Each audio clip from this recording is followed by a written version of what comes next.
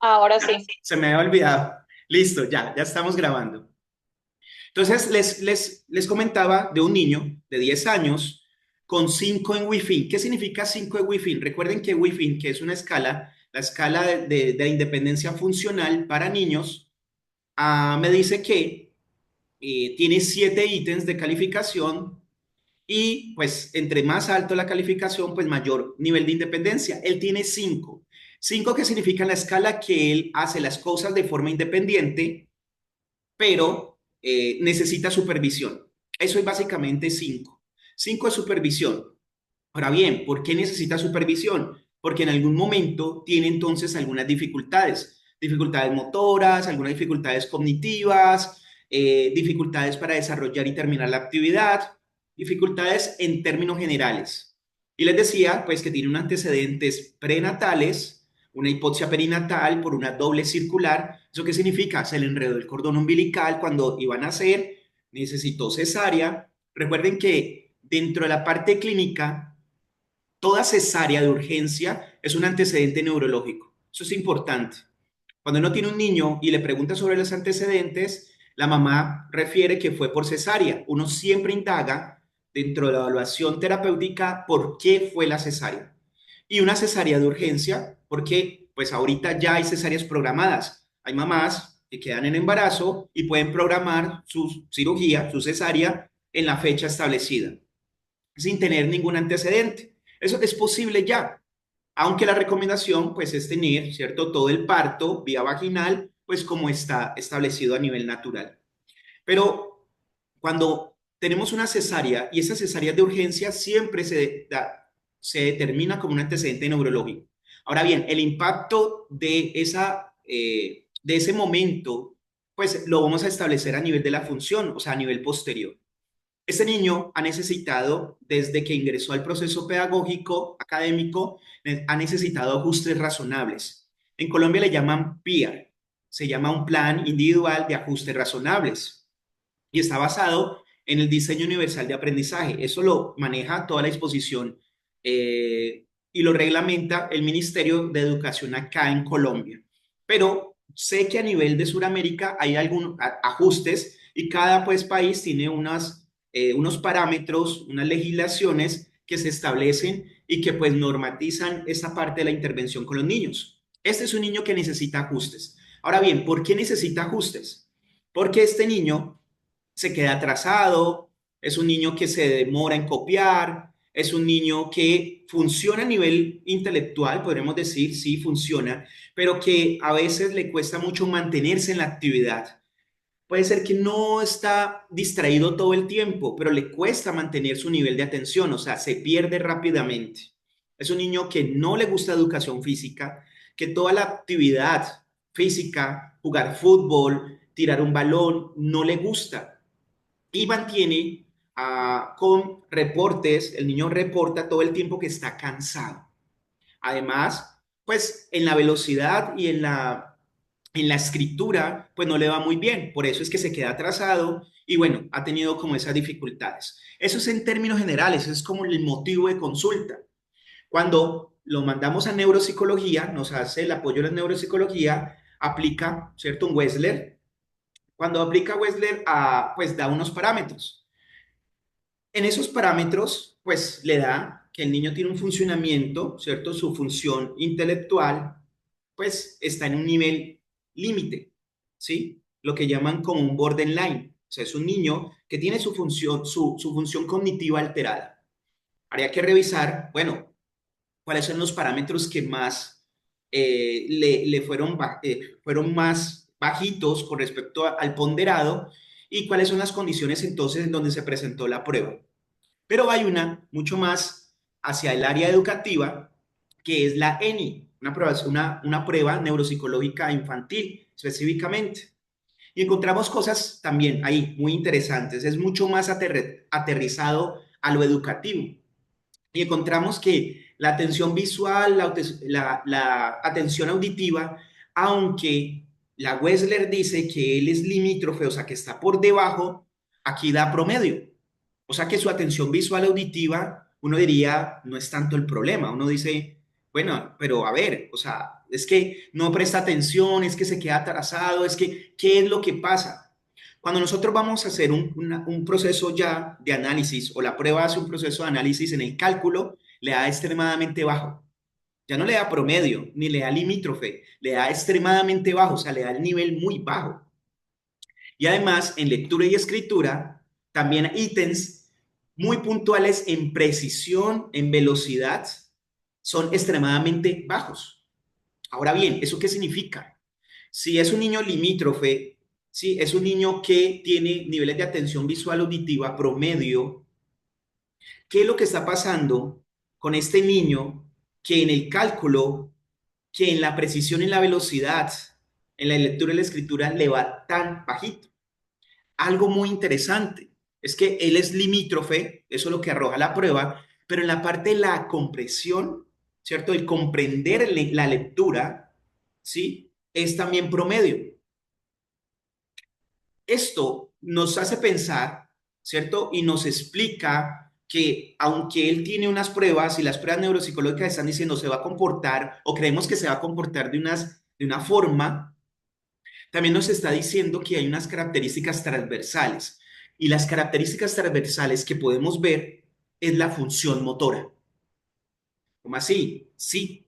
Para hacer precisión y velocidad en lectura y escritura son funciones motoras. Y cuando nosotros hacemos toda la evaluación de la función motora, encontramos que es en donde más está teniendo problemas. Sí, nosotros revisamos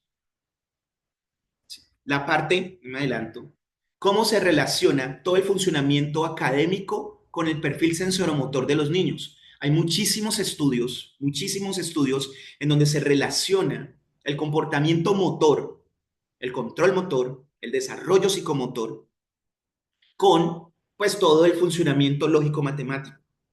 Esa sería una de las explicaciones. Y esto se vuelve muy interesante porque si nosotros vamos a hacer un apoyo en este estudiante, nosotros nos podemos centrar en dos cosas: hacer todo el apoyo académico en la parte lógico-matemático y hacer actividades que puedan favorecer el desarrollo de una lógica matemática.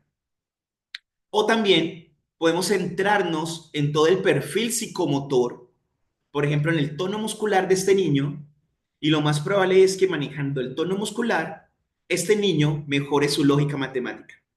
O al menos, si no la mejora automáticamente, cuando nosotros demos actividades para el desarrollo lógico-matemático, este niño tenga mejores herramientas para poder subsanar las dificultades. Esto se vuelve muy interesante, ¿sí? Porque resulta que no solamente es esa psicomotricidad, sino todo el proceso relacionado con el funcionamiento motor, el oculomotor, que ahorita vamos a mirar toda esa relación con la lectura y la escritura.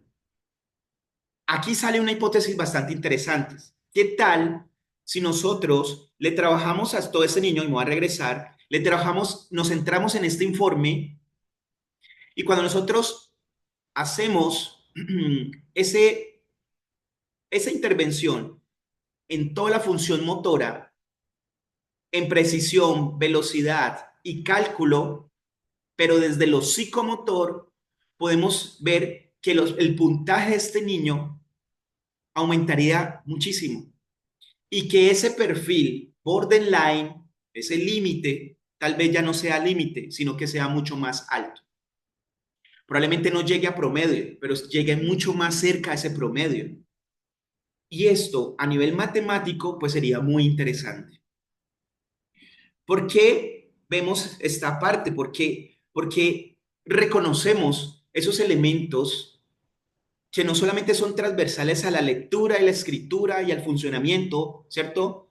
Cognitivo o al cálculo, sino que estos elementos los reconocemos en todas las actividades de la vida diaria. En lo educativo, claro que se ve, pero saben, se ve en actividades tan básicas como el vestirse y desvestirse. Este niño tiene dificultades para abotonarse, tiene 10 años y tiene dificultades para abotonarse, quitarse, ¿cierto? Y colocarse una camiseta, una camisa con botones. Porque dentro del desarrollo sensoromotor necesitamos de elementos como la disociación intersegmentaria y elementos a nivel neurológico como la movilidad y la estabilidad para poder quitarnos y colocarnos una camiseta. Pero eso solamente no se lleva ahí. Por ejemplo, y los fisioterapeutas que están hoy con nosotros lo manejan todo el tiempo, es por qué un niño que tiene problemas de aprendizaje o dificultades en el aula, que tiene problemas para abrocharse o quitarse, abotonarse, también lo más probable es que tenga problemas en la estabilidad de la marcha. Porque para la marcha necesitamos ¿qué? Conceptos biomecánicos, ¿cierto? Sensoromotores, lógicamente, como las reacciones del equilibrio, pero elementos biomecánicos como los límites de la estabilidad o las cargas de peso o bases de sustentación. Aquí, ¿sí? Se vuelve mucho más interesante en el medida que nosotros reconocemos las actividades de la vida diaria como determinantes de funciones motoras y las funciones motoras determinantes de las actividades de la vida diaria. Por ejemplo, un niño lo más probable es que no copie el tablero adecuadamente, es porque tiene una dificultad en el movimiento de los ojos con la cabeza, lo que llamamos disociación oculocefálica. O sea, sí, la dificultad que tiene un niño para mover los ojos y mover la cabeza. Un niño que no puede mover los ojos y mover la cabeza es un niño que va a tener problemas para copiar del tablero. Porque cuando yo hago y copio al tablero, ¿cierto? Y lo traslado en un cuaderno, tengo que hacer algún tipo de modificación en el posicionamiento de mis ojos con respecto a la cabeza.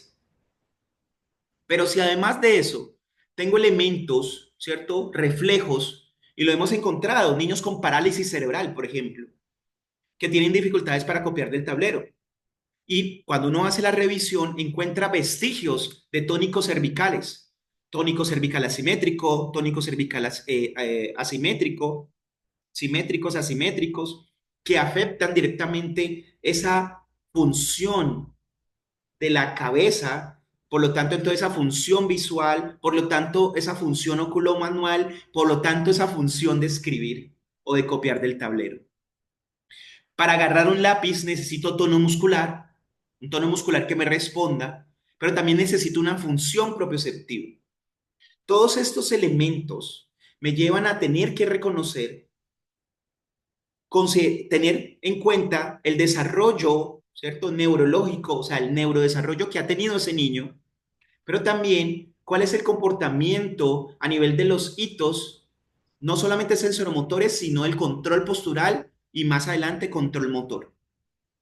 Es por esto que es importante que nosotros como terapeutas, como docentes, inclusive como padres de familia, reconozcamos elementos que puedan estar determinando el funcionamiento de mi niño, ¿cierto? De mi paciente, de mi usuario, para poder dar una respuesta y organizar de mejor forma los procesos de intervención. Quiero mostrarles algo que trabajo mucho en los espacios, sobre todo en neuroeducación. Voy a salirme aquí, pero es esto. Es lo que llamamos estas bolitas y palitos. Los niños aprenden a leer con estas bolitas y palitos. Si yo tengo esta bolita y este palito, y esta bolita y este palito, yo lo coloco aquí, entonces me da una letra muy famosa, sobre todo en español, ¿cierto? Que es la A. Ojo, algo importante que siempre les digo a los docentes que hoy nos están acompañando. Aprender la A es muy difícil. Aprender la E es muy difícil. Sí, fue difícil. Para nosotros ya no, y no recordamos ese proceso, pero fue difícil.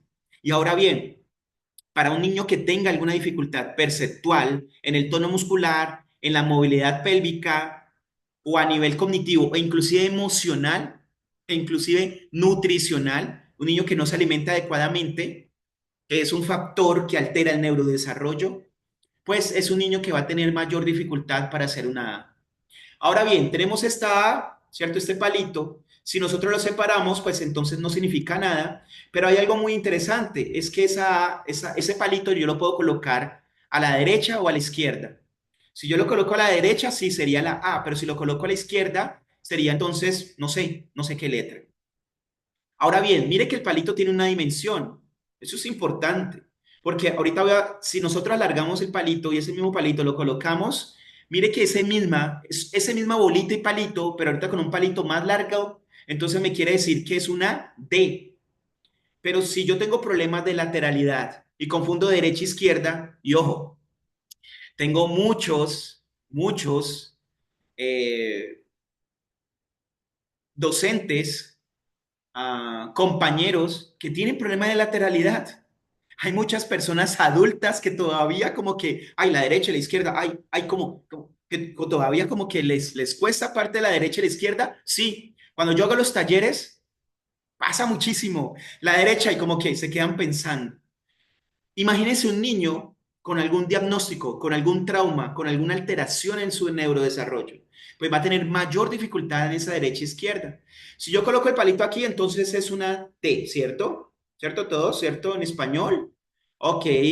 Y acá, si yo la coloco acá, sería una B. Muy bien. Pero si yo la bajo para acá, queda una P. P. Pero si yo la coloco para acá, queda una Q. Lo que quiero decirles es que los elementos grafomotores tienen posición y dirección, pero cuando un niño todavía no ha desarrollado, y en este caso neurodesarrollado, su capacidad para la ubicación, ¿sí? Ubicación corporal, esa derecha, izquierda, arriba, abajo, pues va a tener mayor dificultad para poder entonces hacer una letra. Pero eso no solamente se traslada aquí, eso se traslada en muchísimos elementos, muchísimos. Y es toda nuestra vida diaria. Por ejemplo, cuando un niño se sienta mal, hay gran posibilidad, ¿cierto?, que el problema sea en la movilidad de la pelvis. Y la movilidad de la pelvis ha venido consolidada por estar sentado adecuadamente. Sentarse adecuadamente determina una adecuada movilidad de pelvis. Ahora bien, recuerden que antes, ¿cierto? Tuve que pasar también por un proceso de activación de esa pelvis para que más adelante pudiera gatear y que más adelante pudiera pararme, ¿cierto? Que requiere estabilidad de tronco y que requiere alineación, requiere muchos elementos. Que la alimentación, por ejemplo, ese patrón que llamamos los terapeutas ocupacionales, patrón mano-boca, que es tan importante, pasa que niños, por ejemplo, de 10 años todavía no comen solos, porque la abuela les da la comida o porque la mamá les da la comida. No, es que yo lo consiento porque está bien. Sí, mamá. El problema es que él no está desarrollando ese patrón y esa distancia. Y hemos encontrado que esos niños que tienen corta esa distancia, ¿sí? Esa distancia entre el patrón mano-boca, esos son niños que se recuestan al pupitre y que también entonces para escribir tienen ese patrón corto, porque no han establecido la distancia adecuada y el patrón funcional para escribir, porque no lo han construido en su alimentación. Ahora bien, esto en un niño que, por ejemplo, le hacen las cosas en la casa, pero ¿qué pasa con un niño con parálisis cerebral que no tiene buena movilidad y estabilidad en la pelvis? Pues no va a poder hacer la actividad. ¿Qué pasa, cierto? Cuando él está moviendo la mano hacia su boca, pero realmente está organizando también su mano con el ojo. Y eso más adelante la vamos a llamar función oculomotora. Y entonces decimos, función oculomotora, hay que trabajar la función oculomotora. ¿El niño está comiendo solo? No, no está comiendo solo. ¿Ok? Si no está comiendo solo, no está haciendo el patrón oculomanual, así sea en la boca, pero tengo que mirar la cuchara donde entra para poder establecer otras funciones. Entonces, por lo tanto, y las actividades de la vida diaria se vuelven determinantes en el proceso y en el funcionamiento neurológico. Niños que tienen 10, 11 años y se caen de la cama. Y no caerse de la cama, ¿cierto? Es una función neurológica, es una función del neurodesarrollo. A nadie nos enseñaron a no caernos de la cama. Nosotros nos dejamos de, o sea, ya nos caemos de la cama, ¿cierto? Uno durmiendo no se cae de la cama. Si aquí hay alguien en la sala todavía se cae de la cama, ¿cierto? Siendo adulto, aquí todos, pues creo que somos adultos, ¿cierto? Sí. Si yo me caigo de la cama, estoy entonces teniendo alguna alteración neurológica, puntualmente cerebelosa, porque el cerebro desarrolla toda la capacidad para mantener el posicionamiento. Es más, se ha demostrado que cuando estamos pequeños nos movemos muchísimo de la cama, amanecemos con la cabeza para un lado, para el otro, pero que eso lo vamos regulando y mejoramos nuestra posición. Ya nosotros dormimos en una posición y nos amanecemos en esa posición, casi siempre. porque esos son fenómenos de estabilidad. Hay algo vital. Yo primero trabajo el sueño, por ejemplo, con muchos niños, porque si un niño no maneja el espacio de la cama, el espacio que es un rectángulo normalmente o un cuadrado, como sea la cama, si no maneja ese espacio, ¿cómo le vamos a pedir que maneje el espacio de un renglón? Pues sí, hay una relación entre los niños que se caen de la cama y no manejan el renglón. Eso es muy importante tenerlo en cuenta. Actividades, por ejemplo, como subir y bajar escaleras en donde hace el ajuste, en donde la pelvis empieza a hacer un movimiento bastante especial que nos va a acompañar toda la vida, ¿cierto? Esa basculación y que nos lleva entonces a la bipedestación y que todo nos está preparando para eso, para poder funcionar en el medio y para poder entonces cumplir los parámetros del control motor. ¿Cuáles son los parámetros del control motor? Tener eficiencia, o sea, ser funcional a nivel motor, pero además tener ahorro de energía. La eficiencia, ¿sí? Y el ahorro de energía es el compromiso del control motor, hacerlo fácil y funcional. En ese orden de ideas, entonces, pues tenemos que reconocer dos procesos importantes. ¿Listo? Pero vamos bien hasta ahí. ¿Vamos bien hasta ahí? ¿Alguna pregunta? ¿Cómo vamos? Bien, bien. Ah, gracias. ¿Listo? Gracias, Betsy. Gracias, Betsy, por estar ahí conectada. Bien. Listo. Entonces, si alguien puede prender la cámara y lo puedo ver, eso me emociona más en la interacción. Entonces, si Betsy puede mantener la cámara o alguien, yo ahí interactúo mucho mejor.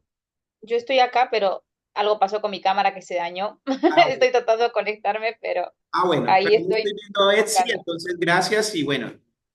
Bien. Bueno, Elizabeth, bueno, gracias.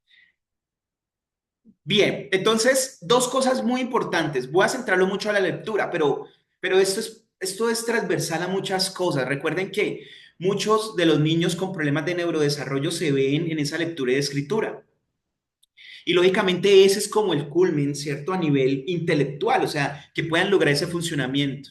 Pero es transversal a muchas cosas, no solamente a leer y a escribir, sino a vestirse, a participar, a controlar emociones. Miren acá, y aquí me regreso un poquito, estos dos cuadros que son muy importantes. Para los terapeutas ocupacionales, pues reconocen fácilmente este cuadro que está abajo, ese es el de Gene Ayers, básicamente integración sensorial, ¿sí? Acá, por ejemplo, para los fisioterapeutas, Lázaro y Berrueso son referentes muy importantes a nivel de la psicomotricidad y todos plantean lo mismo. ¿Y qué se plantea? Puntualmente que los sentidos son la base de la construcción de elementos mucho más elaborados. O sea, el neurodesarrollo, que hay una cadena y una secuencia, ¿sí? Que normalmente es sinérgica, acumulativa y esperemos que siempre exponencial en el desarrollo de habilidades. Y ese desarrollo de habilidades lo que termina es en habilidades más altas. Por ejemplo, conductas adaptativas, funciones académicas, control emocional. Aquí estamos hablando de que hay niños que se frustran, ¿sí? Que golpean y patean a otro niño, pero básicamente es porque tienen pobre control emocional. Y ese control emocional no solamente es por la parte emocional o psicológica, es también por la parte, puede ser puntualmente por el tono muscular, porque lleva frustración, porque lleva dificultad y todos esos elementos sensoromotores y de control motor, pues me están alterando una conducta, sea entonces en la autonomía personal, en el aprendizaje académico, en la capacidad para razonar, o sea, y eso es lo que buscamos. Esto se vuelve muy importante porque cuando nosotros trabajamos lectura y escritura, trabajamos que camine de la mejor forma posible, que se vista, que se exprese adecuadamente, estamos también trabajando con un sujeto que va a ser un ciudadano, que va a ser un padre de familia, que va a ser, o sea, eso es lo que le llevamos. Ahora bien, hay patologías que pues me van a limitar mucho el funcionamiento, pero eso es lo ideal. Entonces miren que podemos centrarlos en estos elementos, pero eso se vuelve transversal a muchas cosas. Y algo muy interesante desde el control motor es que la lectura y la escritura son elementos motores. Por ejemplo, la lectura es un proceso de aferencia, sí, que le podemos llamar sensorial, de aferencia. ¿Qué eso qué significa? Que yo para leer tengo que comprender unos gráficos que tienen un significado. O sea, en otras palabras, la A, que tiene forma de A y que nos enseñaron que es la A, pues tiene que tener un significado para mí. Y yo tengo que ver la A para poder identificar la A, para después organizarla en la palabra amor. Eso es. Entonces, en ese orden de ideas, pues tengo que tener un funcionamiento visual. Tengo que ver, pero no solamente tengo que verlo, tengo que fijar, ¿cierto? Esa parte de la visión. Los elementos visuales son determinantes, pero también los oculomotores. Yo no solo veo con la retina, o sea, no veo a nivel sensorial, yo también veo con el movimiento, que son los músculos oculomotores.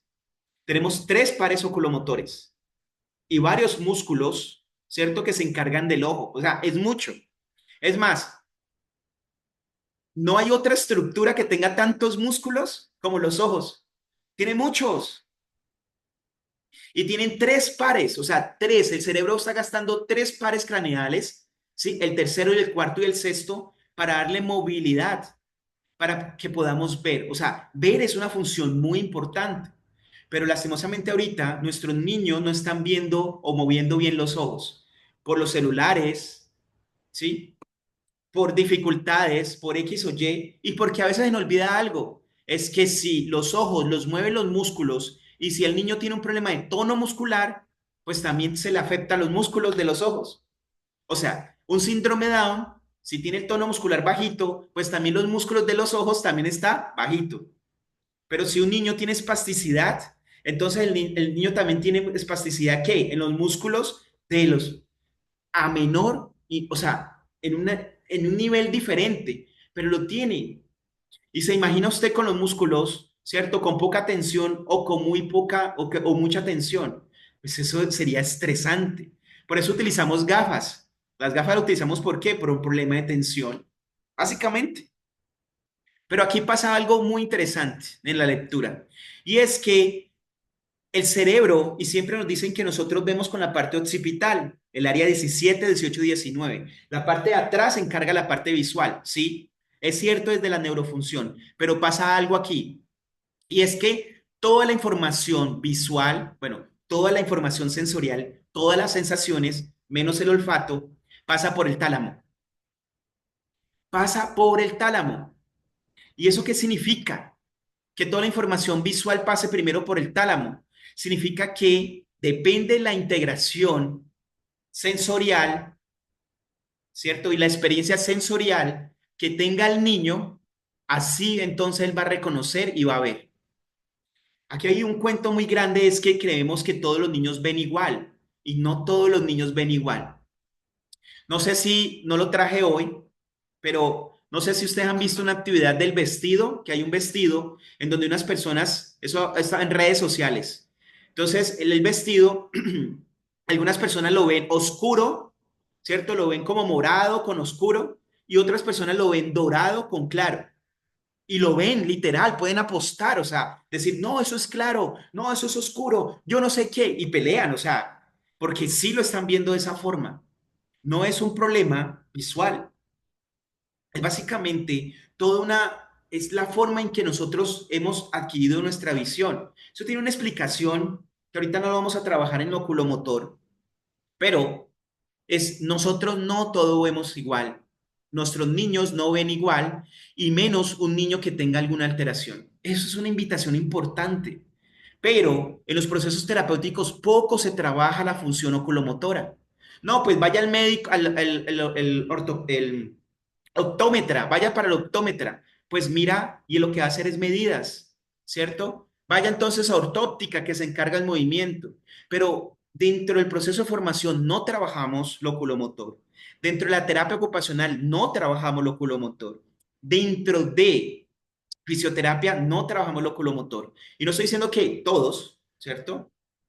¿Cierto? Y no es una regla, pero en términos generales no se trabaja. Cuando uno indaga, no se ha trabajado esa parte y es vital. Y de ahí del tálamo se va para otras estructuras, muchas estructuras que hay que tener en cuenta, porque entonces el control motor determina mi funcionamiento para leer y escribir. Yo tengo estudiantes universitarios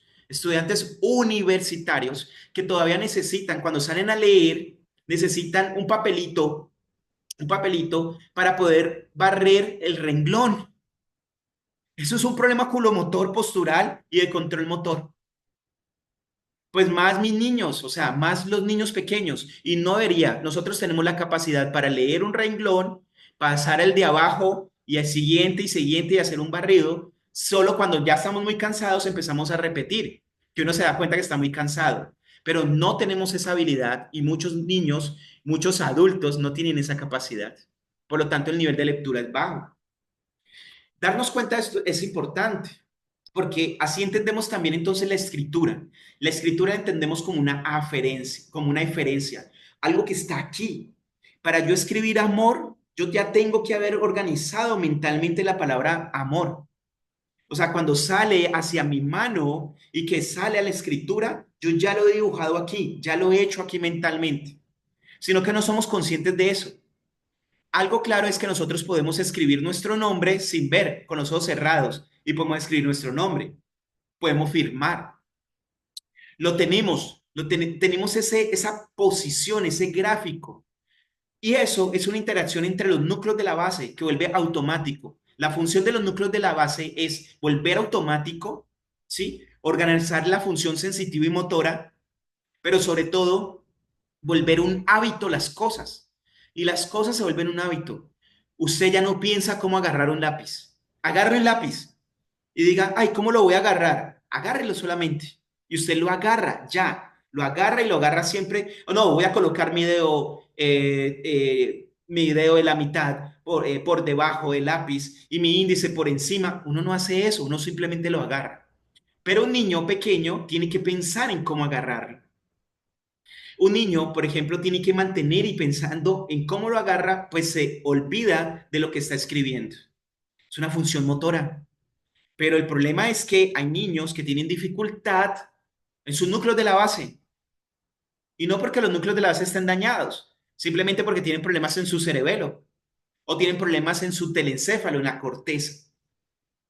Eso es importante tenerlo en cuenta para poder entender ese proceso.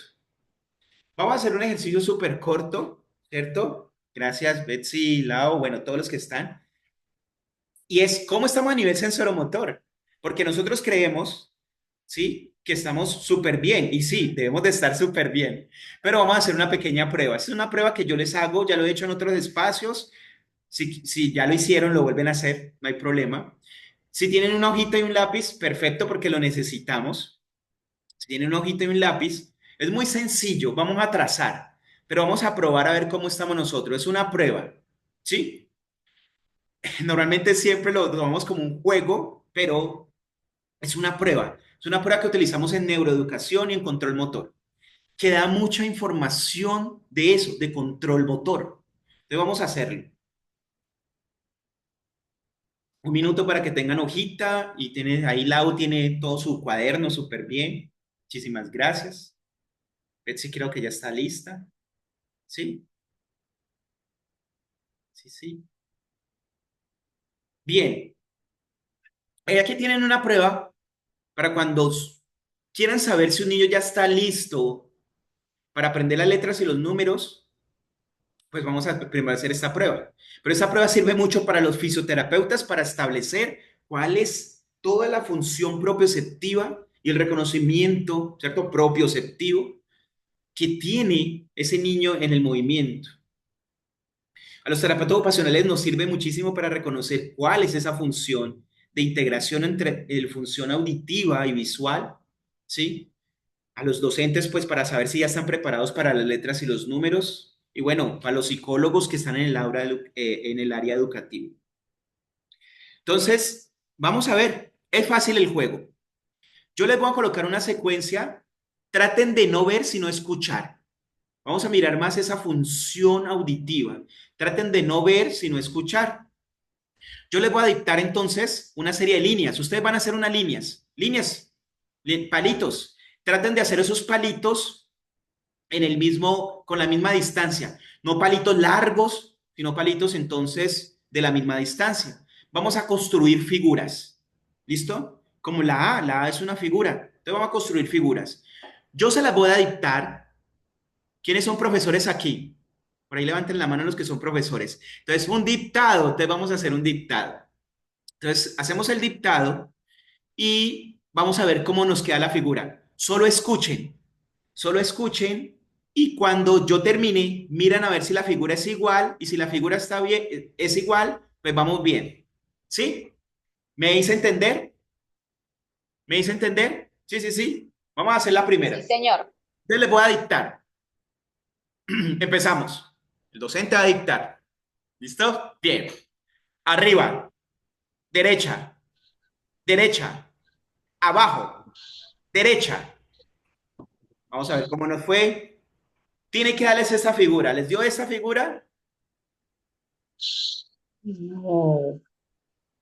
Arriba, derecha, derecha. ¿Listo? Abajo, derecha. Sí, sí. Muy bien. Por ahí por el chat me están escribiendo. Espérenme. Sí, sí, sí, sí. Muy bien, muy bien. Muy bien. Por ahí Evelyn. ¿Listo? Jocelyn, Cintia. Bien, van bien. Ustedes van súper bien. Ok. ¿Qué pasó con los que tenían cámara? ¿Me los quitaron? Listo, ya te veo muy bien. Listo, vamos a hacer con la segunda. Este era ensayis, lo que decimos, ensayis. Vamos a hacer otro dictado, ¿listo? Traten de escuchar, escuchar. Derecha, derecha, arriba, derecha, abajo. Listo. Eso tiene que darles una figura. ¿Les dio?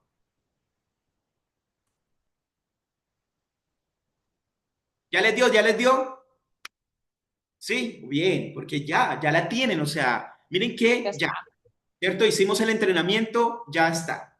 Muy bien, pero recuerden algo muy importante. La vida no es ni arriba ni abajo, ¿cierto? O adelante, atrás, sino que nosotros y el control motor, ¿qué hace? Ahorra energía. Esto, listo para los fisioterapeutas que están presentes, sí, para los TEOs también, para los docentes también, pero nosotros, por ejemplo, no agarramos algo, cuando nosotros agarramos algo en una mesa, nosotros no decimos, voy a bajar mi hombro y lo voy a colocar adelante. O sea, depresión y retracción. Y voy a agarrar pues lo que quiera agarrar como un robot. No, nosotros hacemos ¿qué? Una diagonal. Nosotros bajamos, ¿cierto? O sea, hacemos depresión y protracción de una. Nuestra escápula hace una diagonal. Eso es vital. Eso son las diagonales. Pero el problema es que nosotros también tenemos que aprender a trazar en diagonales. El trabajo del fisioterapeuta aquí es muy, muy importante porque le enseña, ¿cierto?, a trabajar esas diagonales al niño para que después las pueda colocar en un papel. El terapeuta ocupacional le da ese significado también desde la integración, esa integración sensorial, ¿sí?, de la atención y la concentración, y ahí hacemos un trabajo bastante interesante. Y el profesor aplica toda esa función. Miren entonces que la vida tiene entonces diagonales. Entonces vamos con las diagonales. Les voy a dictar una diagonal. ¿Qué es una diagonal? Una diagonal es una entonces que no va ni hacia arriba, ¿cierto? A la derecha y a la izquierda, sino diagonal. ¿Cómo se llamaría esta diagonal? Yo la estoy haciendo entonces para la derecha. Esta diagonal se llama diagonal arriba derecha. ¿Estamos? Sí, sí. Sí, sí, eso es como una clase virtual cuando uno está en una clase de otro idioma, ¿cierto? Y no como que no... Sí, ok. Diagonal arriba derecha. Si yo coloco esta, ¿cierto? Y la pongo acá, ¿cómo sería esta diagonal? Diagonal arriba izquierda. Muy bien, sí. ¿Cómo estaría si la hago hacia abajo? ¿Cómo sería? ¿Una qué? Una diagonal abajo derecha. Muy bien. Noelia, estás súper bien. ¿Listo? Y si la apunto entonces hacia el otro lado, ¿sería qué? Una diagonal abajo izquierda. ¿Está bien con las diagonales? Sí, así le toca a un niño aprender. Cuando está aprendiendo a leer y escribir, le toca así. Es casi en chino, o sea, arriba, abajo, derecha, izquierda, o sea, es un problema grande. Ahora bien, vamos a entonces a ver cómo nos va. Les voy a dictar otra vez, Betsy, Lau, atentos, sí, Elizabeth, Noelia y todos los que están conectados.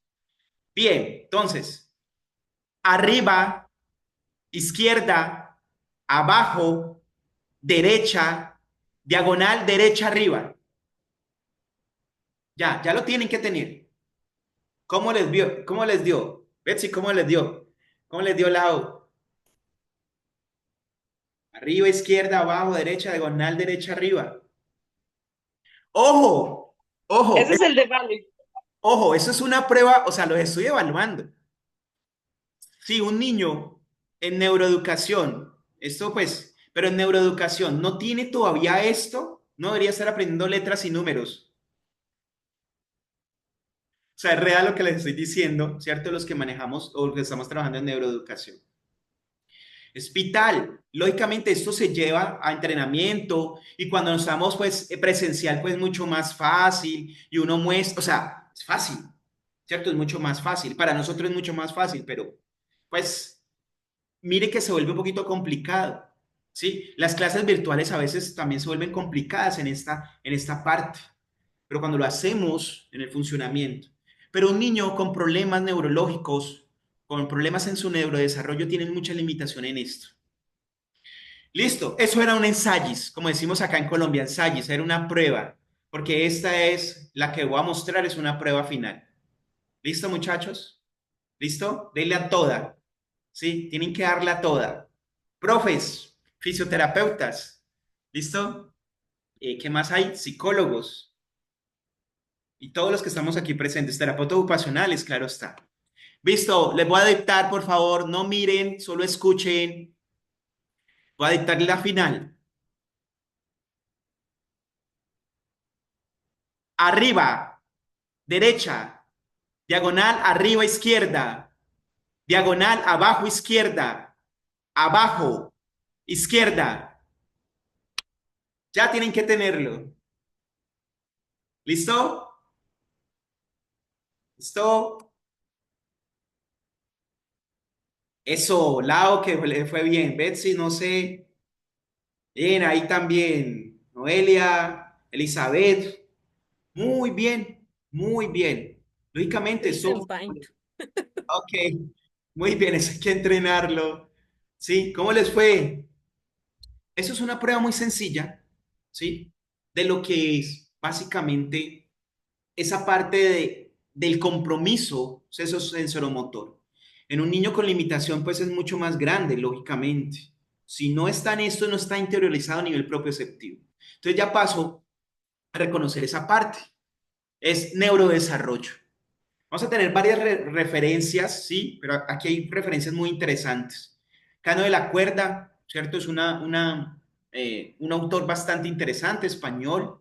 Sophie Levy, este libro se lo recomiendo. Tratamiento de la parálisis cerebral, retraso en el desarrollo psicomotor.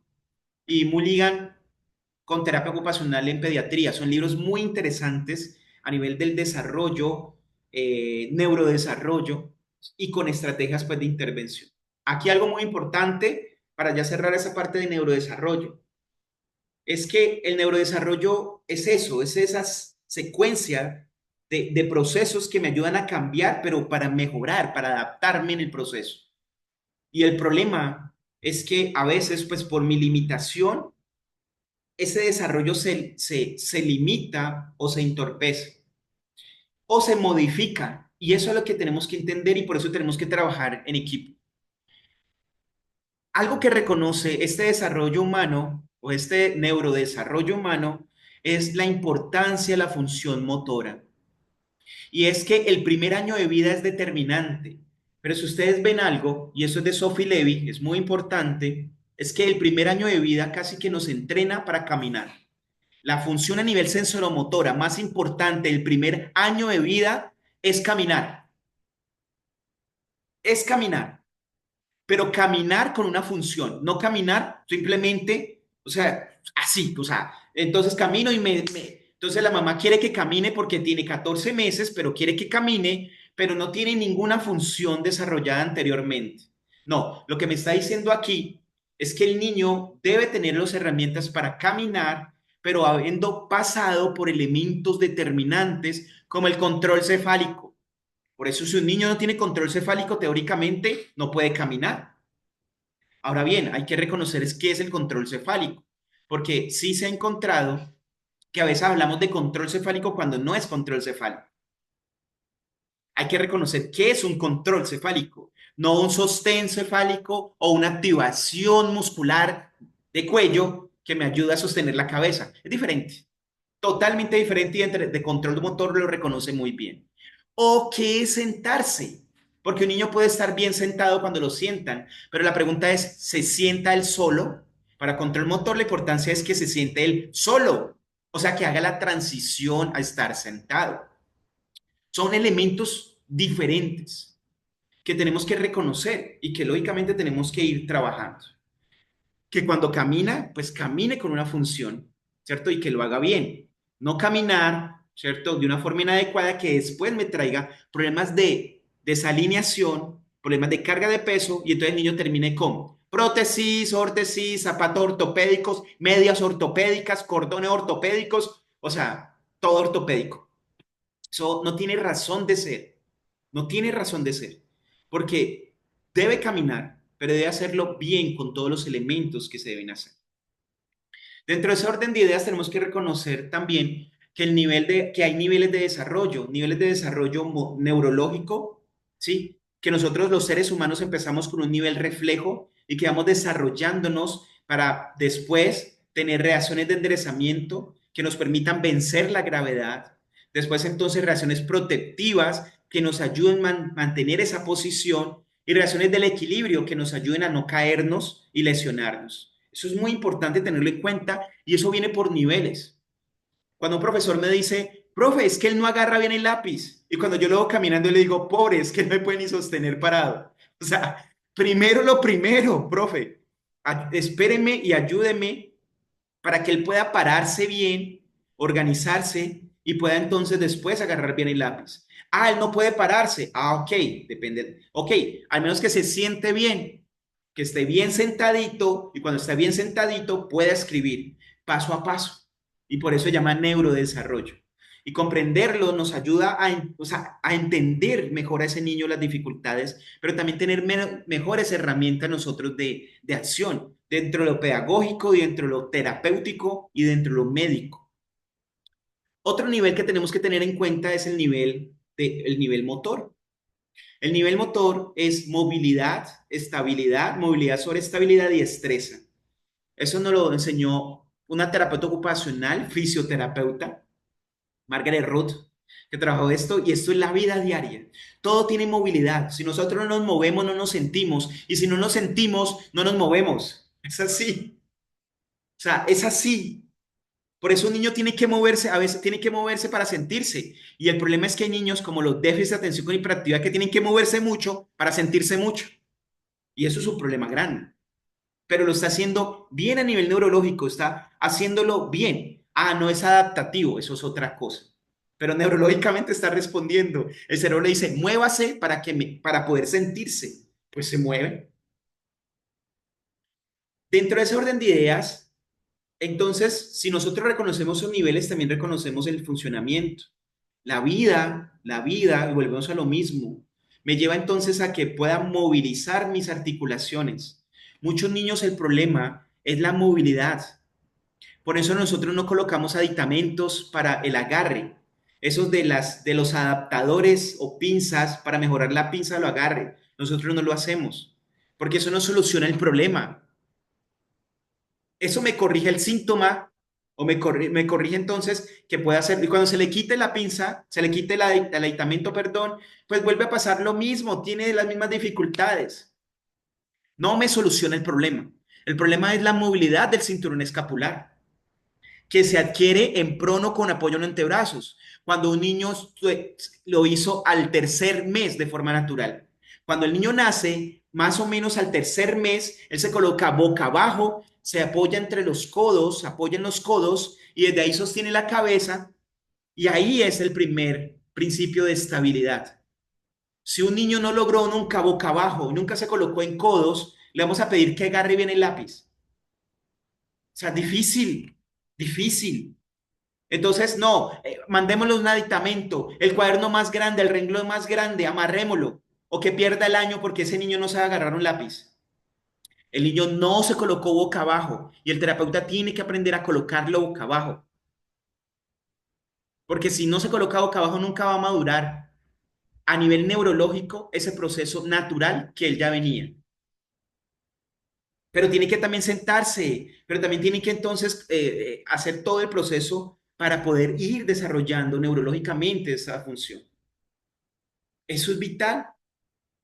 Eso es vital, que el niño tenga que sentarse y cuando esté sentadito trate de caerse. ¿Por qué? Porque las reacciones de protección aparecen solo con inestabilidad.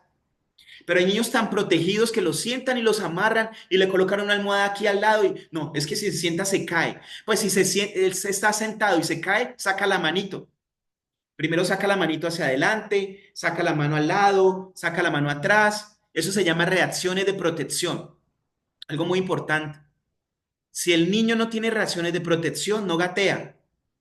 Por eso no gatean, porque no tienen reacciones de protección. Pero hay que colocarlo a gatear. No, hay que sentarlo. ¿Cómo así? Sí, hay que sentarlo y ¿qué? Ponerlo inestable.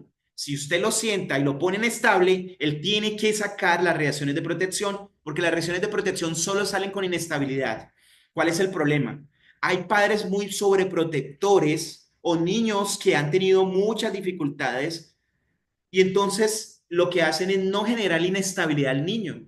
Y lógico, si él no tiene inestabilidad, no va a desarrollar la capacidad. Simple, porque el cerebro no va a desarrollar lo que no necesita, a lo que no está sometido, a lo que no tiene experiencia. Entonces aquí es vital volver a hacer ese proceso y reconocer en qué nivel está y cómo hacerlo, pues es vital, definitivamente. Una recomendación, por ejemplo, en movilidad.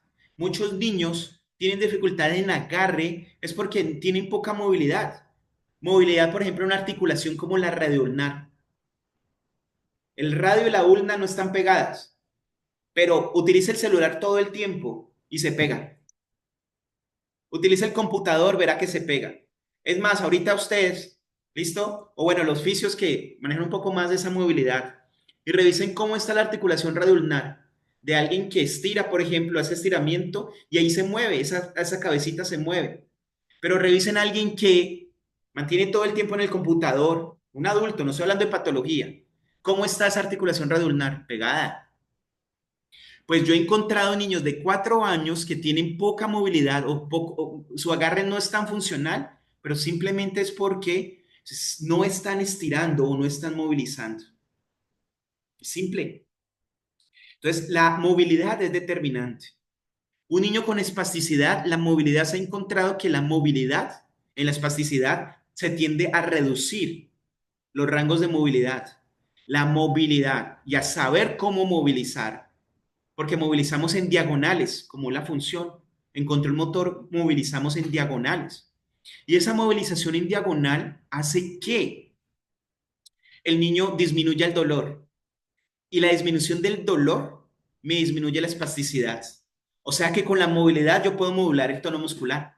Un espástico. Ah, pero en un hipotónico, ¿qué? Pues la hiperinmovilidad, no y la hiperlaxitud, no estamos hablando de hiperlaxitud, puede tenerla, pero la hipermovilidad, o sea, mover mucho la articulación genera inestabilidad. Y la inestabilidad duele. O sea que también hay dolor. Uno de los grandes tratamientos para el manejo del dolor en pacientes con alteración del tono muscular es la movilidad. Los fisioterapeutas lo manejan muy bien, perfectamente. Sí, los terapeutas lo trabajamos, ¿listo? A nivel de la preparación para la actividad. Pero es clave, es clave. Y uno, y una forma de mantener los rangos de movilidad es la alineación. Y aquí pasamos, los niños no están alineados. Un niño con parálisis cerebral le cuesta esa alineación y nosotros no estamos trabajando a nivel de control, por eso posicionamiento es tan importante. Dentro del aula, dentro de la casa, donde duerme, todo eso son elementos determinantes. Porque se puede favorecer la alineación en un paciente que está totalmente descuadrado y con todo un proceso terapéutico se puede alinear lo más que se pueda. y darle función. Y si tiene función ahí a nivel de control motor o el control postural, pues ahí entonces puede mejorar a nivel cognitivo, por ejemplo, o interacción.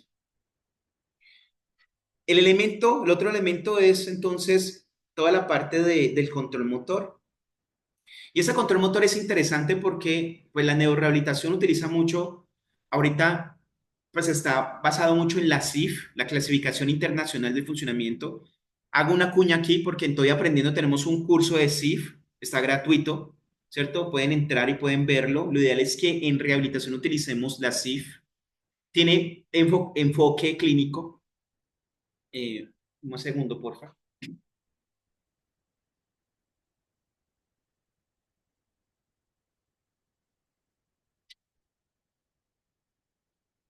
Muy bien. Tiene enfoque clínico y las neurociencias. Entonces, esas neurociencias que aportan a la investigación, a los métodos específicos de intervención, a valoración, está trabajando ahorita en esta parte de control motor. Y en esta parte de control motor tenemos que reconocer, bueno, esas son algunas definiciones de control motor que ha cambiado. Inclusive ya hay muchos doctorados en España de control motor y eso está haciendo que se convierta ya en un elemento, ¿cierto? Y que se pueda convertir en una ciencia.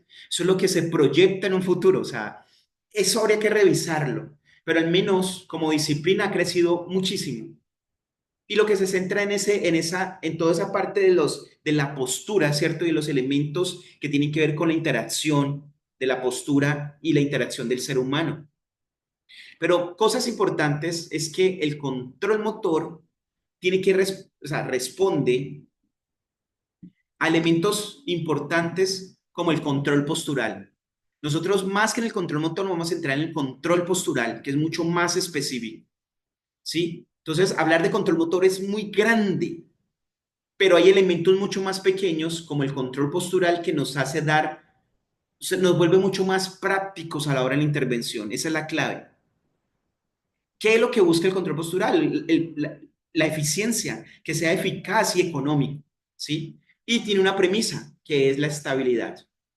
Aquí lo que quiero resaltar, y eso se vuelve muy importante, ¿sí? Se vuelve muy importante, es que tiene elementos o reconoce, el control postural reconoce dos elementos, que la función motora es sensoromotora, sí señor, ¿cierto? Es sensoromotora, somos sensoromotoras, sentimos y nos movemos, claro. Entonces hablamos de estabilidad, percepción, alineación, ¿cierto? Función antigravitatoria, niveles neurológicos, sí.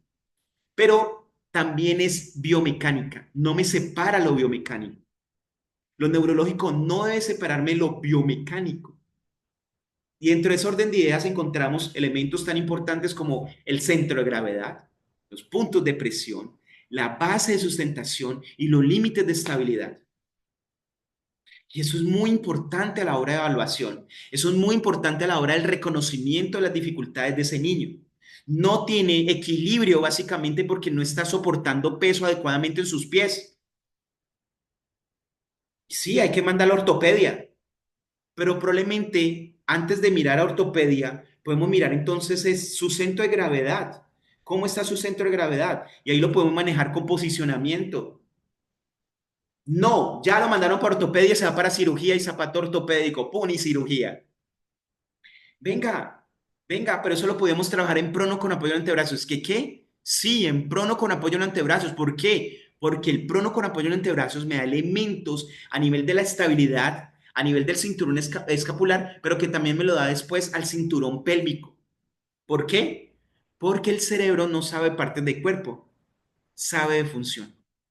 En ese orden de ideas, cuando él aprende a hacer movilidad sobre estabilidad en el cinturón escapular, también fácilmente mejora la función para la pelvis. Y probablemente eso me ayuda al centro de gravedad. Mejora los puntos de presión y por lo tanto la alineación. Y se salvó de una cirugía en ortopedia.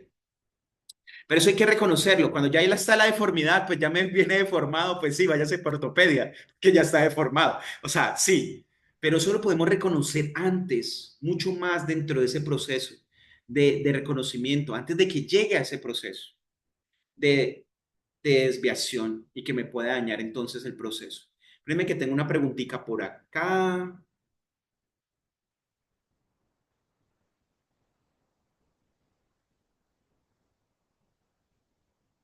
Ok, listo. Muy, muy importante es algo que le enseñan a uno cuando, o sea, uno como terapeuta, entre más técnicas maneje, mejor. La verdad. Yo, por ejemplo, me entrené siempre en Bobat, y hice muchos entrenamientos en Bobat. Me gusta mucho la parte de NDT, o sea, me parece que es muy chévere. Pero yo después hice Perfetti y a mí me cambió mucho esa parte de Perfetti. Después pude hacer control motor y claro, o sea, todo se amplía, ¿sí? Y las nuevas terapias, Releandi Motor, ¿sí? Y centradas en tareas, intervención centradas en tareas y terapia restrictiva y toda la suma le da a uno herramientas bastante interesantes que puede complementar. Ahora bien, no todas las técnicas son para todos los pacientes. No hay una sola técnica que me pueda responder a todo. Son complementarias. Y hay técnicas que inclusive que son contraproducentes para algunos pacientes. Entonces yo puedo aplicar algunas descargas de peso que para un paciente le sirven y las mismas descargas de peso con el mismo diagnóstico, a esas descargas de peso no le sirven a este paciente. Estoy hablando de solamente una carga de peso. Eso es importante tenerlo en cuenta porque yo no, y lo ideal es que yo no me case con una sola técnica, sino que pueda tener retroalimentación y se pueda hacer complementaria. Además, hay técnicas que son complementarias, hidroterapia, terapias entonces como de caballo, terapia asistida, TeraSuite, son terapias complementarias, pero lo ideal es tener el eje central o de neurodesarrollo, de control motor para hacer una intervención. Ese sería lo ideal, ¿sí? Porque hay gran posibilidad que esté perdiendo algunas herramientas que me puede dar una y otra y que pueda estar perdiendo ese proceso de completar, ¿cierto? O ser más integral el proceso terapéutico. Eso es importante tenerlo en cuenta y pues control motor es una estrategia, control postural es una estrategia, neurodesarrollo es una estrategia, pero entre más herramientas tenemos, pues muchísimo mejor. Bien, hasta aquí lo de control postural, cerrando esta parte. Esto es más como el control postural, más como los términos, ¿sí? eh, Teoría, y eso sí quiero hacer énfasis porque cuando uno va a agarrar un lápiz, ya lo agarró en su cerebro. Y eso se llama la experiencia que hemos tenido. Pues yo voy a agarrar algo por primera vez, me cuesta un poco más que cuando yo voy a agarrar ya mi celular porque lo he agarrado 1000 veces. Y eso es lo que buscamos en el control postural, que eso se vuelva automático, que se vuelva económico, que las cosas se vuelvan después mucho más fáciles y que se vuelvan lo más energéticamente posible y económicamente. Algo chévere del control postural es que hay que repasar anatomía y fisiología de control motor, todos los elementos. Hago otra cuña, entonces aprendiendo tenemos un curso completo de neuroanatomía funcional, 16 clases, todas gratuitas, para que puedan repasar nuevamente cada uno de los elementos y además están enlazados, como ustedes quieran, cuando ustedes quieran, con muchísimo gusto y pueden hacer el curso. Ese curso es certificado como si pasan un examen, ustedes ven todas las clases, me dicen entonces que ya lo vieron, yo les mando el link para el examen, hacen el examen y si sacan más de 60 puntos de 100 entonces se les da el certificado, es completamente gratis, ¿sí? Para que pues lo sepan, cualquier cosa, ahí está. ¿Qué es la intervención de Marcos? El control postural y el neurodesarrollo se unen, ¿sí? Y hay algo muy interesante del control postural. Dice, aquí hay tres elementos muy importantes, el control cefálico, el sedente y el bípedo. No podría saltarme si un niño no tiene control cefálico a trabajarle bípedo. O sea, es que tiene 10 años, ¿tiene control cefálico? No, lo vas a dañar. Porque si ni siquiera tiene alineada la cabeza, no pidas que alinee su tronco. Y si alinea su tronco, va a alinear las rodillas. Y a no ser que coloques un bipedestador y lo agarres con 36 manos y lo estabilizas desde la bilis completo, o sea, desde ahí adentro de su corazón. Es difícil, ¿sí? Puede tener la experiencia, pero ojo, hay que alinearlo y alinearlo muy bien. Entonces, hay que revisar eso, hay que reconocer esa parte del control cefálico, cómo se da y cuáles son los elementos. El sedente, ¿sí? La sedestación, la bipedestación. Tener en cuenta que para los niños y este neurodesarrollo el juego sensoromotor es determinante, siempre. que la parte del autocuidado, que toda la parte de la interacción y estrategias, por ejemplo, desde la función, como la función piramidal. Muchos de nuestros niños tienen lesión en el piramidal. Y algo muy interesante, hay protocolos, el marco postural, el marco de control postural lo hace. Es cuando la función piramidal o el córtico espinal se lesiona o está alterado, lo que se altera es la movilidad, el tono muscular, la fuerza y la resistencia. Y eso es un protocolo. Movilidad, tono muscular, fuerza y resistencia. ¿Cómo puedo modular el tono muscular? A través de la movilidad. ¿Cómo puedo mejorar el tono, la fuerza? Entonces, también teniendo una base, ¿cierto? Un tono muscular que me permita establecer fuerza. Y establezco fuerza y establezco resistencia. Esa es la función, se llama movimiento voluntario. Entonces, tener y reconocer cómo yo hago esa intervención es determinante. Y eso también me va a determinar lo extrapiramidal. Y otra estrategia, mucho más dentro del aula, pero que tenemos que reconocer todo y todos le aportamos, porque es en el aula, pero todos le apuntamos. Fisioterapia, terapia ocupacional, fonoaudiología, ¿sí? Trabajo social, psicología, todo le apuntamos a eso, a la parte de la, no solamente la inclusión, sino de favorecer los procesos pedagógicos. Pues es una de las estrategias que estamos manejando y la estrategia DUA. La estrategia, bueno, diseño universal de aprendizaje, pero la estrategia puede. ¿Qué la estrategia puede? Pues la estrategia puede, es básicamente como una suma, pero ya mucho más operativa en el aula, de cómo puedo yo organizar esa parte. ¿Ya? Entonces, ese es el marco. El marco de intervención, entonces, lo que me dice es, establezca primero los niveles de desarrollo neurológico y motor. Estoy hablando muy rápido, es que me emociono y me pongo a hablar muy rápido, ¿no? Betsy, ¿usted qué me dice?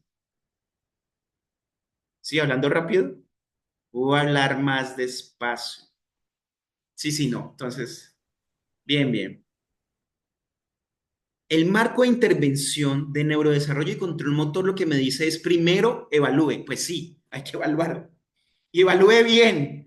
La evaluación es todo. O sea, el problema de los terapeutas, ¿cierto? Inclusive de los docentes en el aula, de nosotros, terapeutas y docentes, yo soy docente, ¿sí? Es a veces que no sabemos de dónde partir. Y de dónde partir viene de la evaluación. Evaluar es muy importante. El marco le dice, mire, si usted tiene un niño con alteraciones en su neurodesarrollo, pues para darse cuenta, primero tiene que establecer en qué nivel está. La pregunta es, ¿en qué nivel está a nivel neurológico? ¿Está a nivel reflejo, nivel de enderezamiento, nivel de reacciones protectivas o nivel de reacciones del equilibrio? Eso es. Ahora bien, hay que evaluarlo. Bien. ¿Cómo lo voy a evaluar? Pues tengo que tener todas las herramientas para evaluarlo, pero hay que evaluarlo. Pero también tengo que evaluar la movilidad, la estabilidad, la movilidad sobre estabilidad. Y qué pena que ahí dice reflejo, pero no es reflejo. ¿Ok? Entonces es destreza. Y no lo puedo cambiar. De una vez lo quiero cambiar. Pero me lo cambio porque si no, qué vergüenza con ustedes. No puedo ver eso ahí. Eso, que sea bonito. Ya. La movilidad, la movilidad sobre estabilidad y la destreza. ¿En qué nivel está? ¿Sí? Y aquí podríamos hablar del gateo, de la bipedestación, pero también de la escritura. Cuando yo digo la movilidad en la escritura es que alcance, ¿cierto? El lápiz. Lo alcanzó. Agarró el lápiz y lo sostiene. Eso es estabilidad.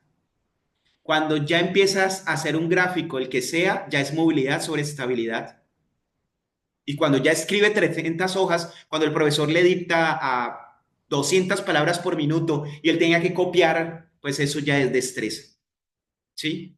Así lo podemos hacer con cualquier elementos y así es lo que hace el marco de control motor. El marco de control motor lo que hace es, a nivel cefálico, cómo está la movilidad, cómo está la estabilidad, cómo está la movilidad sobre estabilidad y cómo está la destreza, que le llamamos control cefálico. En la sedestación, ¿cómo está la movilidad? ¿Cómo está la estabilidad? ¿Cómo está la movilidad sobre estabilidad? ¿Y cómo está la destreza, que la llamamos sedestación? Pero no es solo sentarse, es funcionar la sedestación. Y así lo hacemos con la bipedestación. ¿Cómo está la movilidad? la estabilidad, movilidad sobre estabilidad y la destreza, que ya es que pueda correr, o sea, que pueda hacer caminar, que pueda llegar a carrera, lo pueda hacer bien, teniendo en cuenta los elementos neurológicos, enderezamientos, protectivas y equilibrio.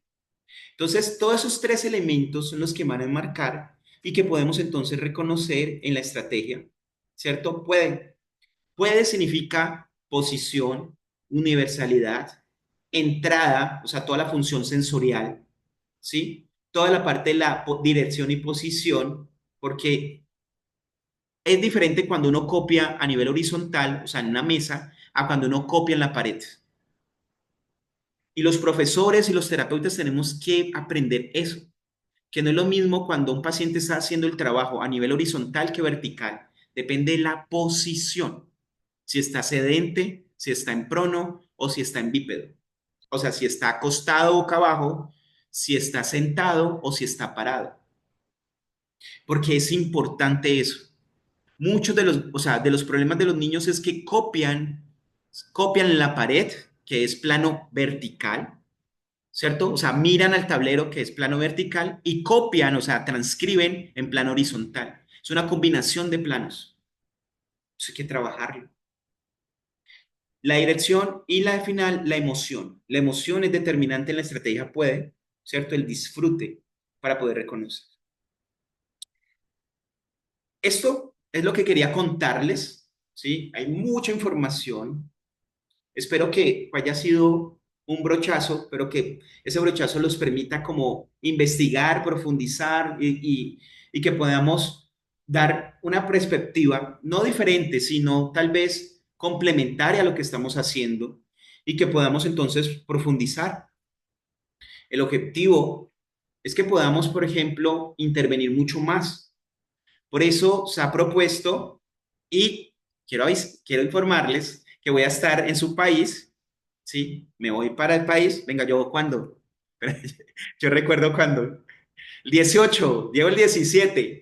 Llego el 17 de enero, ya compré etiquetas.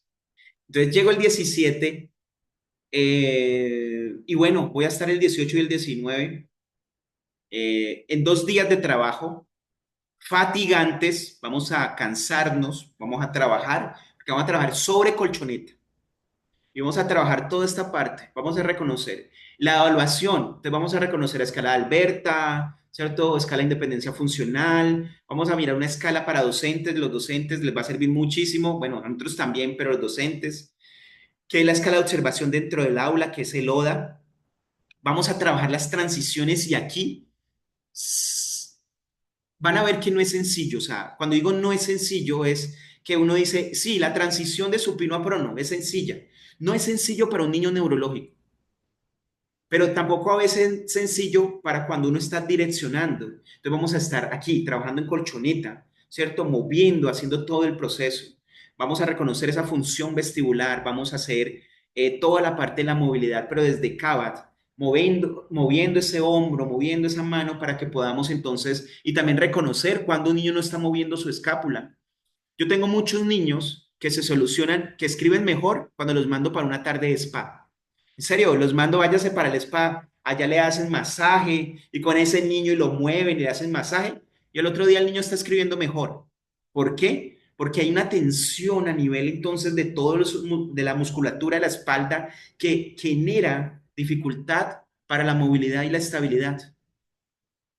¿Por qué? Porque cargan maletines súper pesados, porque tienen que meterse unas rutas de 1 hora y media para ir a colegios del campo. O sea, aquí pasa. Yo vivo en una ciudad grande y generan el maletín, o sea, muchísimas cosas, en la silla, la posición que tienen para chatear todo el día, ¿cierto? Todo eso limita la movilidad de la escápula. Y esto es muy bonito porque, sí, un fisio conoce muy bien la movilidad de la escápula, sí, ¿cierto? Un terapeuta ocupacional lo conoce muy bien, pero un docente la conoce muy bien. Ok, y cuando un docente entiende eso y un fisio le ayuda a movilizar, pero un docente entiende, puede remitir, o sea, derivar mejor, ¿cierto? Al usuario, pero también entender que a veces es básicamente como favorecer esa movilización y podemos trabajar mucho más en equipo. Saber a veces cómo entonces nosotros también el proceso terapéutico para los terapeutas, los que estamos trabajando ahí más neurodesarrollo sobre colchoneta, ¿cierto? Cómo mover, cómo estabilizar una escápula, cómo favorecer ese rango, cómo entonces ya posicionar y sobre todo hacer entonces actividades específicas en control cefálico, sedestación y bipedestación. Actividades desde BOBA, desde Perfetti, ¿cierto? Que nos pueden dar y revisar estrategia puede y cómo entre todos podemos favorecer esa inclusión de los niños más limitados, de los niños menos limitados y los que no tienen limitación, pero que deben ser entonces que puedan participar no solo llevándolo al colegio. Recuerden que eso es transversal, eso a su vida. La vida para vestirse, la vida para después más adelante trabajar, para estudiar, para tener hijos y tener otra vida, ¿cierto? Como padres y criar a otros niños, porque de eso se trata, que podamos hacer este trabajo en conjunto. Muchísimas gracias, es como la información que quería como compartirles. Ese día, miren que vamos a ver ítem, por ejemplo, o sea, revisar de la estructura, posicionamiento, ¿cierto? Dentro de toda la parte de neurodesarrollo. Y bueno, no, ese día vamos a estar por allá. Muchísimas gracias. No sé si tengan alguna pregunta, sugerencia, queja, reclamo, todo se acepta, ¿sí? Ya está. Bienvenidos y voy a estar allá, espero allá, estar muy contento y nada, Bueno, Glusman, gracias primeramente por habernos dado este pantallazo para poder participar. Gracias a todos los que se han dado ese tiempito de venir a vernos. Bueno, comunicarles que venimos persiguiendo que Glusman venga aquí a Bolivia hace ya bastante tiempo, desde que tomamos el curso con él y quedamos impactados. Quien les habla es Noelia Pinto, soy la coordinadora de nuestra casita. Estoy junto a la directora general, la licenciada Valeria Regrín, neurokinesióloga. Ella ha sido quien ha ido gestionando esto con Glusman, están en un grupo de apoyo y conocerlos va a ser muy gratificante para nosotros. A cada uno está invitado cordialmente. Nuestra casita es su casita y es la casita de todos. Entonces, por favor, los profesionales que quieran adherirse, los maestros, también tenemos papás también que están por ahí, que quieran estar en este curso maravilloso que va a dar el neurodesarrollo y control motor. Han visto la calidad de profesional que es. Gracias, Bluesman, por darnos un poquito de todo lo que queremos aprender. Tengo ahí una directora de un kinder, tengo maestros, sociólogos, psicólogos, indudablemente terapeutas ocupacionales maravillosos que están ansiosos de ver. Bueno, comentarle que hay poquitos espacios porque el espacio donde tenemos, que es la sala de la licenciada Valeria, eh, está acorde para un número de personas que nos ha podido proporcionar Glusman, pero si se adhiere más, vamos a tener que conseguir el espacio más grande. Pero tenemos poquitos espacios, así que por favor, toda consulta pueden comunicarse con Licen Vale, las va a agregar al grupo, ya lo vamos a tener. Gracias, Glusman. No sé cómo más agradecerte el que puedas darnos toda esta información, aún para los que no somos todos. no, Bueno, muchísimas ¿alguien tiene gracias. alguna pregunta? ¿Tiene alguna duda? ¿Vale? ¿Quieres decir algo? No sé. Bueno, yo nada más que he tenido que entrar desde el teléfono porque no me funcionó la cámara, pero bueno, me estás viendo y escuchando. De verdad estoy muy, muy agradecida y muy emocionada porque Glusman por fin va a visitarnos. Anda dando vueltas por todo Colombia y por otras partes del mundo también, pero ahora se nos hizo que viene y nos visita. Así que nosotros ansiosas de esperarte. Cualquier información sobre el curso en enero, pues estamos dispuestas a colaborarles. Me escriben al celular y yo les paso la info. De todas maneras, con respecto a esto, es realmente solo un pantallazo de todo aquello que vamos a ver en práctica y como él dice, trabajo duro, pero de mucho aprendizaje, así que nada, supremamente agradecida contigo y con todas las personas que han estado con nosotros acompañándonos de verdad desde nuestra casita. Los esperamos, bienvenidos y bueno, ya van a conocer un poquito más acerca de nosotros. Gracias, Luzman. Bueno, te nos vemos. Les voy a pasar por el grupo, les voy a pasar uno de los libros que es Parálisis Cerebral y Retraso en el Desarrollo Psicomotor. Es que lo tengo digital. Léanlo, ese libro es genial. O sea, ese libro, la verdad, es muy, muy importante para todos. O sea, fisios, teos, fonos, docentes que quieran meterse en esa área, que les guste esa parte de neurodesarrollo. Está súper, súper chévere. Entonces, bueno, yo se los comparto. Con eso pueden ir avanzando. Y muy feliz, de verdad, soy muy contento, de verdad, muy, muy contento de poder ir. Sí. Va a ser chévere. Gracias. Nos vemos. Cuídense mucho. Gracias, profe, gracias, Vale, gracias, Noé. Estamos Chao. viendo. Gracias, gracias. Tengan Bienvenido. una buena jornada. Chao, chao. Chao.